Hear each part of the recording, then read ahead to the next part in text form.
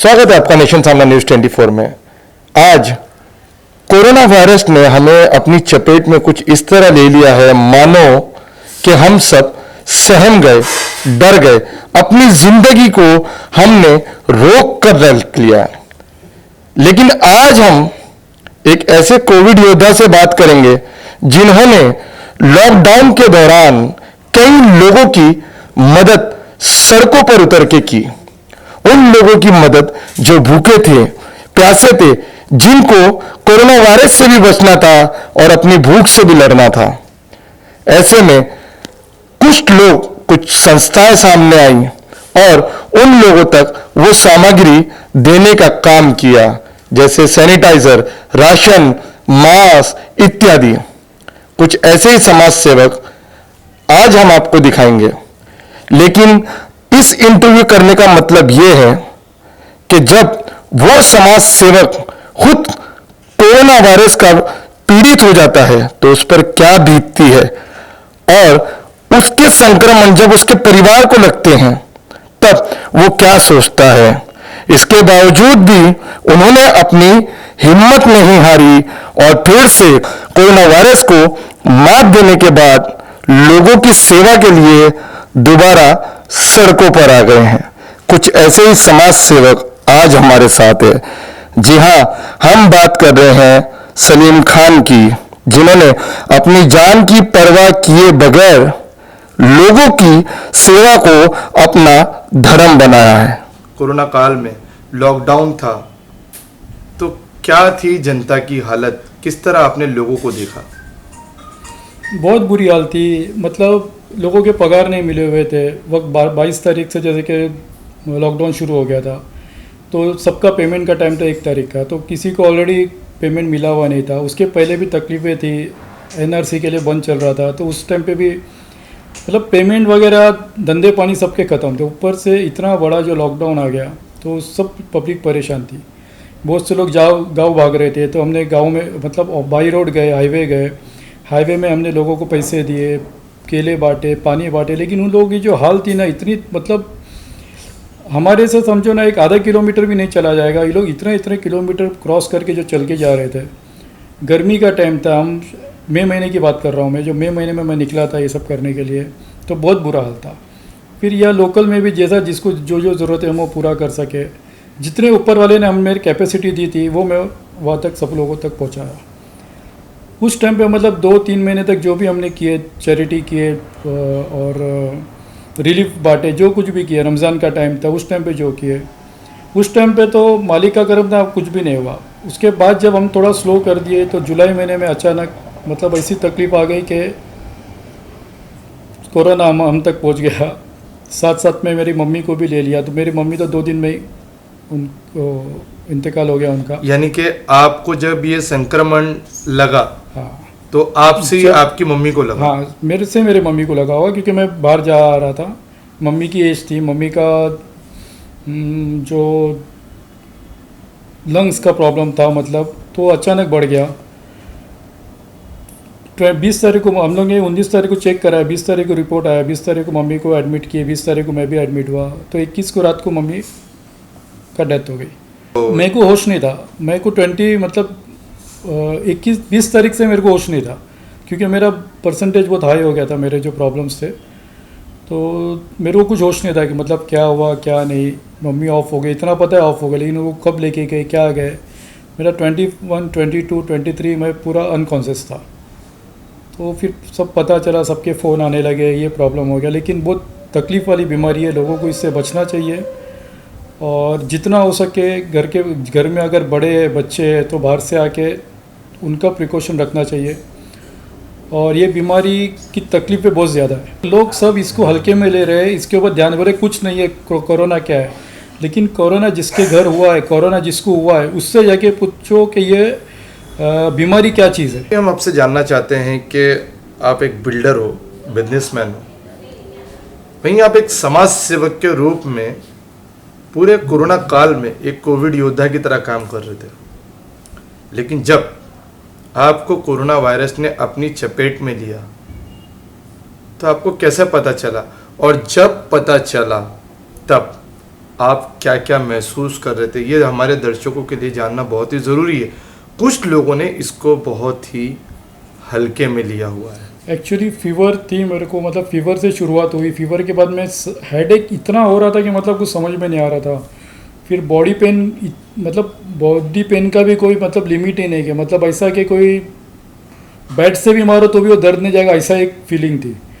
और मतलब अपना जो गला है, अपना मुंह इतना कड़वा हो जाता कि आप कुछ उतार ही नहीं सकते हो गले से, कि मतलब कुछ खा पाओ। मतलब 3-4 दिन तो शायद कुछ उतर भी नहीं रहा था गले में।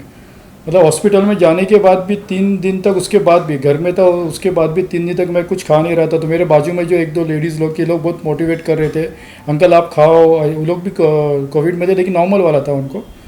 अंकल आप खाइए, आप नहीं खाओगे तो नहीं होगा, आप ये पूरा करो, ऐसा करो, मतलब बहुत करके मोटिवेट कर रहे थे मेरे को। लेकिन फिर भी खाया नहीं जा रहा। फिर कुछ 4 से 5वें दिन हुआ तो मेरे मतलब इनपुट जो होना चालू हो गया। सर, जब आदमी सांस नहीं ले पाता है, कैसा फीलिंग होती है उस वक्त? अरे मतलब क्या बताओ अभी इसके, ये तो कुछ मैं बता ही नहीं सकता हूँ कि कितनी तकलीफ होती है। ना चल पाते हैं, ना वॉशरूम जा सकते, वॉशरूम में अकेले जाने डरिए क्योंकि तुम्हारी सांस बंद हो रही है। तो बहुत तकलीफ है, ये चीज़ की बहुत तकलीफ है। हाँ, किसी किसी को है कि किसी किसी को उसका मतलब कोई सिम्टम नज़र भी नहीं आता, ना किसी को सर्दी हो रही है, ना किसी को बुखार है, फिर भी उसको पॉजिटिव आ रहा है। और किसी को तो सर्दी है फिर भी सॉरी जिसको सर्दी भी नहीं है, कुछ भी नहीं है, तो उनको भी पॉजिटिव आ रहा है, और जिसको सर्दी है उनको भी नेगेटिव आ रहा है। अब ये कुछ समझ में नहीं आ रही बात कि क्या है। सर, क्या वाकई आपको लम्हे याद आते हैं जब माँ के साथ आपने वक्त बिताया था? अब और 14 दिन जब मैं हॉस्पिटल में था तो जब उतना पता नहीं चला, जिस दिन से घर में आया हूँ 4 तारीख से, तो हर सेकेंड हर मिनट में, क्योंकि हमारा ऐसा था, हम लोग 5 लोग हैं घर में, मतलब मम्मी के साथ बैठ के न्यूज़ देखना, डिस्कस करना, इधर ये हो गया, रिलेटिव्स की बात करना, आज बाहर क्या हुआ, आज तेरा वो दोस्त कैसा है, अच्छा उसका फ़ोन आ रहा है कि नहीं, कुछ ना कुछ डेली चलते रहता था। अब जब 14 दिन के बाद जब एंट्री किया तो हमेशा दरवाज़ा वही खोलते थे। अब जो मैं एंट्री किया तो फिर उस टाइम से जो मैं मतलब ऐसा है कि अभी मैं बच्चों को ऐसा बोले कि डेली एक रिलेटिव्स को घर पे बुलाओ, और मतलब वो जो नुकसान हुआ है, जो कोई नहीं है, तो उसकी कुछ भरपाई हो या हमारा दिल हल्का हो उन लोगों के बीच में, इसलिए। सर, कहीं ना कहीं आप अपने आप को एक दोषी मानते होंगे कि आपने एक प्रिकॉशन नहीं लिया, जी। और उस प्रिकॉशन के वास्ते आपने अपनी सबसे अनमोल चीज़ गवा दी। सही बात है। और मैं कभी सोच भी नहीं सकता था कि इतनी बड़ी जो तकलीफ है, इतनी बड़ा जो तूफान है, वो मेरे घर ही आएगा। लेकिन इसके बावजूद आपने कोरोना को मात दी। ये तो मेरे दोस्तों की, मेरे रिश्तेदारों की, मेरे वेल विशर्स की, जो लोग ने मेरे लिए इतना दुआएं करे, जो लोगों ने मेरे लिए इतनी मेहनत की है, मैं उसके लिए सबको शुक्रिया अदा करता हूँ, थैंक्स बोलता हूँ। कि मैं नहीं सोच सकता था कि इतने मेरे वेल विशर्स और इतने मेरे दोस्त इतना मेरे लिए सपोर्ट करेंगे, इतने मेरे लिए दुआएं करेंगे, मैं नहीं चाहता था। मेरे एरिया वाले, जिसके मैं गोरेगांव में मेरे बहुत सारा सर्कल है, जोगेश्वरी है, सब दोस्तों ने इतनी हेल्प, इतने फ़ोन, इतने सब लोग ने हेल्प किया, उन सब की दुआओं से मैं यहाँ पे खड़ा हूँ। सर, बाकी डॉक्टर का भी यही कहना था कि मतलब जहाँ तक तुम पहुँचे थे, तुमको तुम्हारी दुआओं ने ही बचाया, तुम्हारे जो पीछे वाले थे वो दुआओं से तुम खड़े हुए। डॉक्टर का भी यही कहना है। सर, इस बीमारी का तो अभी इलाज भी नहीं है, तो कैसी व्यवस्था थी जब आप पहले दिन कहीं एडमिट? नहीं, मैं जहाँ एडमिट था वहाँ पे बहुत अच्छा फैसिलिटी थी। मैं BSCS में था। उसके पहले मैं एक रात के लिए नेस्को में गया हुआ था।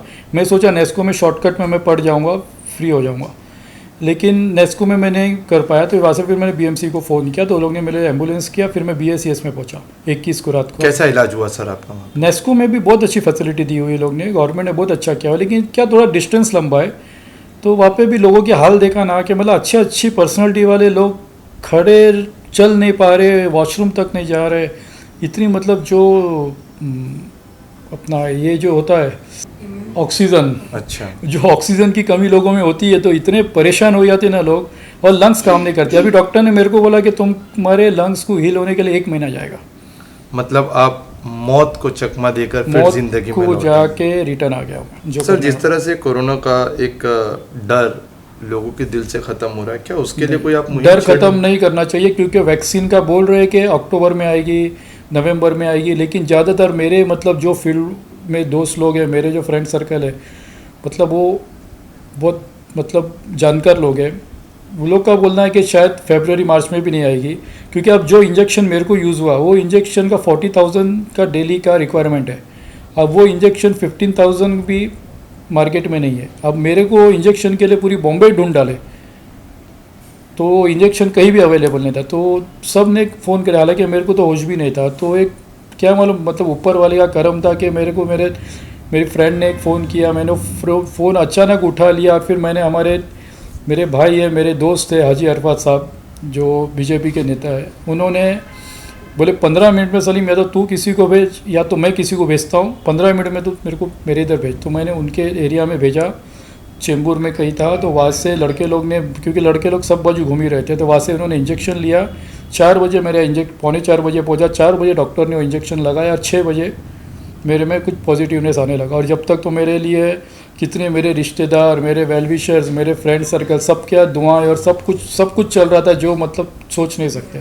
और कितने मेरे दोस्तों ने, जितनी फैमिलीज़ ने 3 से 4 दिन तक लोगों ने शरबतें बांटे, क्या क्या बांटे कि मतलब सलीम की हेल्थ अच्छी हो जाए, क्योंकि हमारे बहुत क्लोज रिलेशन है सबके साथ में। तो सर आपने मात दी कोरोना वायरस को, अब आप रिटर्न लोगों की सेवा उसी तरह करने के लिए झंझारू तरीके से सामने आ रहे हैं। आधी इस रात पर- को तैयार, इस उसके पर लिए तो हम आधी रात को तैयार है। ऊपर वाले का काम है, अल्लाह का करम है, वो काम ले रहा है, बाकी हम क्या करने वाले, हम तो कुछ नहीं है। आपके दिल में हम डर- तो एक पोस्टमैन है, ऊपर वाले का जो आता है वो हम लोगों तक पहुंचाते हैं। बाकी इसके आगे तो मैं कुछ कर रहा हूँ, मैं नहीं बता सकता ना कि मैं क्या कर रहा हूँ। लोगों ने बहुत से लोग को बहुत कुछ दिया हुआ है, लेकिन वो नहीं कर पा रहे, कोई घर से भी नहीं उतरा 3-3, 4-4 महीना। लेकिन हमने वो सोचे नहीं, अभी भी नहीं सोचेंगे। जो मेरा टाइम है, जो मेरा लिमिटेशन है, जो मेरा वीकनेस है, वो मेरा कवर हो जाए तो वापस मैं वो लाइन पे आ जाऊंगा ना। मतलब वो तो सर जो चल रहा है। आपने सेवा कब से शुरू करी? जनता कर्फ्यू के समय से या फिर समय से। लॉकडाउन की तरह? नहीं, जनता कर्फ्यू कब था? जनता कर्फ्यू तो एक ही दिन का था ना, 2 दिन। एक दिन था, संडे का था, 22 तारीख का। मेरे को याद है जब मैं अजमेर में था 18-19, उसके बाद मैं तो 22 तारीख को था।